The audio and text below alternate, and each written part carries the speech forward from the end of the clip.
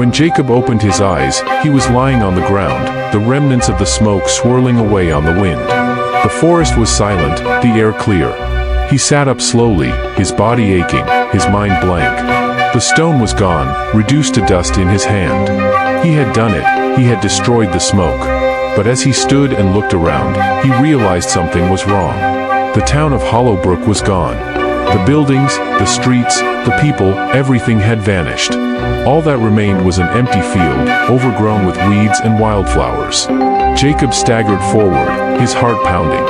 He tried to remember the town, the faces of his friends, the life he had lived, but there was nothing. His mind was a blank slate, every memory erased.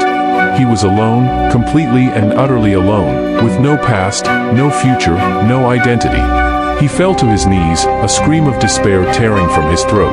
The sound echoed in the empty field, but no one was there to hear it. Jacob had saved himself, but at what cost? He couldn't remember who he was, what he had done, or why he was there. As the sun set and the darkness closed in, Jacob lay down on the ground, staring up at the sky. The stars twinkled overhead, distant and cold, indifferent to his suffering. He knew that the smoke was gone, but so was everything else. The man who had once been Jacob was no more, a victim of the very thing he had sought to destroy. And so, in the empty field where Hollowbrook had once stood, the last man in town closed his eyes and let the final memory slip away, leaving behind nothing but the silence of forgotten lives.